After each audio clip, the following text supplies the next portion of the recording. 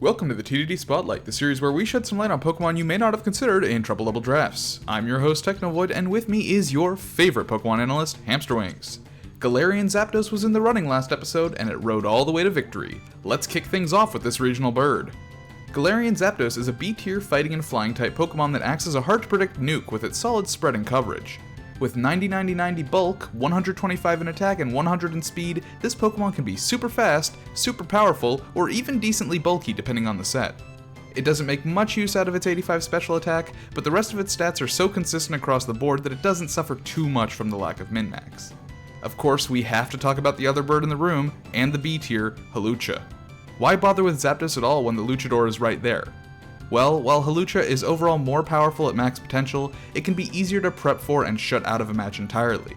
Galarian Zapdos has enough options around the board that even though it won't operate as efficiently as Hawlucha in a best case scenario, it is more consistent and much harder to predict out of the gate. Zapdos' stats make both Choice Band and Scarf very viable items, requiring a hard call from the opponent, and has a good bit more variance overall. Galarian Zapdos' ability is Defiant, which raises its attack by 2 stages for each stage an opponent lowers one of its stats. This makes it a very powerful answer to defog and intimidate users, and threatens many disruptors with its switch potential. A boosted Zapdos is not something you're going to want to play against, as it's already got great nuking capabilities that become even scarier at the low price of free, so playing around with stat drops against a team with a Zapdos pivot is a dangerous game. And with that, I'm going to pass it on over to Hamsterwings to talk some Zapdos sets. So yeah, a lot of you know what Hawlucha does. It comes in, it gets its little seeds, and then it's super duper fast, and it can run adamant because it's just so fast. The thing that I think makes Zapdos, better than Hawlucha, is that prepping for Hawlucha is just, easy. Once it comes in and it gets the speed boost, you intimidate it once, it's gone. It's useless now. It can never get that speed boost back. It's just doomed. If you bring an Intimidator on a Zapdos, you've made him stronger, which is terrifying. While he can never get to the speed of Hawlucha, he can certainly do a lot more, in my opinion. First set we're going to talk about is just the choice set. This can be either a band or a scarfed. These are the standard 4 moves that you would probably want to run on a choice set. You can, of course, slash other moves for, team prep. It gets Blaze Kick, it gets Steel Wing, it gets Assurance if you're running a banded set that isn't particularly fast. Assurance is a really good nuke, and not a lot of people look at it as a good move, but it is. What does Assurance do? Remind me. 60 base power dark move. If the target that you're hitting has already been damaged this turn, it doubles to 120. Okay, so you probably don't want to use that with a Scarf then, right? No, not unless you have a Fake Outer. I see. But yeah, this is the standard set. Yeah, and I mean, it does, as you mentioned, and as I mentioned, it works really well because, as you said, the band or the scarf works here, so your opponent needs to make that call immediately on, is this thing gonna move first, or is this thing gonna kill me? Yeah, because it's those flying and fighting stabs, both 120 power apiece. This thing really does hit hard. Yeah, absolutely. Alright, should we move on to AV with support? Sure. Yeah, alrighty. Alright, so this set can be a number of things. I put an Assault Vest here because that's one of the options. The other options would be getting rid of the Assault Vest and replacing one of these moves with Bulk Up. Personally, I think the Assault Vest is a little bit better, just because of the immediate boost. Provides you longevity, you can kind of cripple the opponent's team even if Zapdos isn't able to heal itself, which it doesn't learn Roost anyway, which is why I think the Assault Vest is pretty good. Question here, why Drill Peck over Brave Bird? So on a set like this, you're just not going to be wanting to take your own health away. I see. Okay, that makes sense. If you have a dedicated healer, I don't know, a Finny, a Comfy, something like that, all paired with this thing, then sure, run Brave Bird. Okay. But and so since this set, Assurance is here to you're probably going to be invested in defenses, so you're not going to be going first all the time. Yeah, that's exactly what I was just about to say. Is since this isn't a scarf set, you can run Assurance, and a lot of the time you will go second. Although base 100 speed is not shabby by any means. Yep. But uninvested, most of your teammates can very easily speed creep you. Which is a good thing. And Thunderous Kick is, in a move that we should mention, it is a 100% chance to lower the target's defense by 1, and, it's not a bad move either. Like, certainly on a choice set, you would want close combat almost all of the time. Sure. But on a set like this, that's designed to be a little more, have a little longevity, Thunderous Kick can be potentially really good. It can force switches. Mm-hmm. And if they don't switch, then it becomes more powerful than close combat on the second turn on the same opponent. Yep. Alrighty. Okay, so then moving into Z-move. Alright, so this is an example of a Z-move set. Fairies beat this Pokemon down, so I chose that the best Z-move to showcase in this case would be Steel Wing. Allows you to just nuke a fairy, whereas Brave Bird might not be enough. So in this case, nuking a fairy, very nice.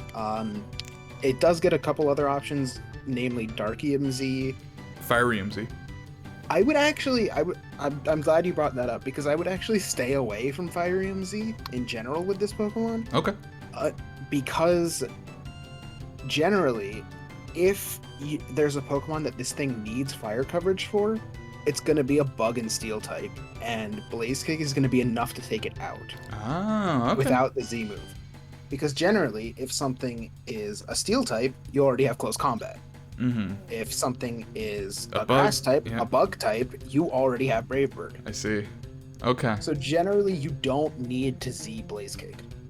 Interesting. Okay, yeah, that is a good point. I'm glad I screwed that. I'm like the kid in the class who says the wrong answer so the teacher can actually explain something. Nice. Kind of in this case. I've done it. Like if they have like a Mega Scizor or something, it might be necessary, but that is one Pokemon. I've taken one for the team, all you in the comments. Let's go.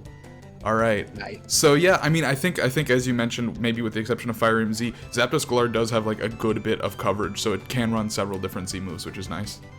Even not prepping for coverage, if you don't need this thing to be a dedicated counter, I mean, Z Brave Bird, Z Close Combat, still incredibly strong. Oh sure, yeah, because it doesn't nerf you in any way.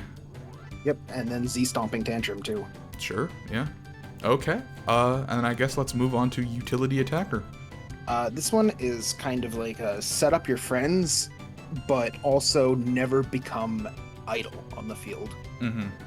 So like, you can get your taunt off and then get off your setup, and then if they still haven't killed you, you've got Brave Bird and Thunderous Kick. Yeah, no, especially... The item on this thing is super flexible. While you're boosting the attack of your partner, they can't bring in an Intimidator or this thing will go off. Oh, yeah, no, I mean, running another physical attacker alongside this thing is great because of the Intimidate, because of the Thunderous Kick, the coaching, it's nice. Yeah, that's kind of where some of the latent power of this Pokemon comes in, is preventing Intimidates on other things. Mm-hmm. Yeah, very nice in doubles. Or just benefiting off of it. Yeah, you could technically bring in an Intimidator and nerf one of the Pokemon, but you have just unleashed a Zapdos Galar. Yep. All right. So with a set like this, Taunt is super nice. This thing's decently fast. Taunting is very nice. Coaching is a highly underrated move, I think. Mm-hmm. This thing's not the best user of it, but at the same time, because of the reasons we just said, it can't be slept on. Of course. All right, well, any final thoughts about the sets? Not really, but hopefully it's clear enough that this thing is quite different to Hawlucha, which has been used before in the past. Yeah, this is the only one of the Galarian birds that hasn't been used yet. And I think a lot of people are just thinking it was worse than Hawlucha, but I hope we made some good points for it being at least as good as Hawlucha, or at least very different. Yeah, I think they're comparable, but I don't know. My opinion on this Pokemon has been all over the place. At first I was like, this thing's gonna be broken, and then I was like, this thing doesn't get roost, it sucks. And then I was like, this thing's pretty good. And then I was like, you would never run this over Hawlucha. Now we're here.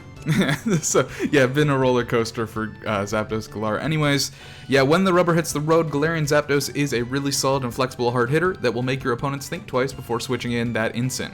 Bulkier sets work well alongside clerics, and anything that fits alongside a great physical powerhouse works here. In fact, Zapdos even works well alongside other physical sweepers, as we said, due to its guaranteed defense drop and Thunderous Kick and Defiant deterring any enemy intimidates. Zapdos also functions as a fantastic pivot alongside many types, notably Steel, because it resists all of Zapdos' weaknesses while still getting in great damage with U-turn and keeping momentum. Any final thoughts on Zapdos?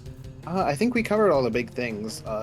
A lot of these sets have slashable moves, but all the moves that are relevant have shown up in some of the sets. Yeah, alright. Well, that is going to be Galarian Zapdos. Hope you done learned something. Now, it is time for you to vote on which Pokemon will be covered next time. Will it be the Water and Fighting type Poliwrath, or the Ghost and Dark type Spiritomb? Vote in the comments down below, and we will see you then. Goodbye.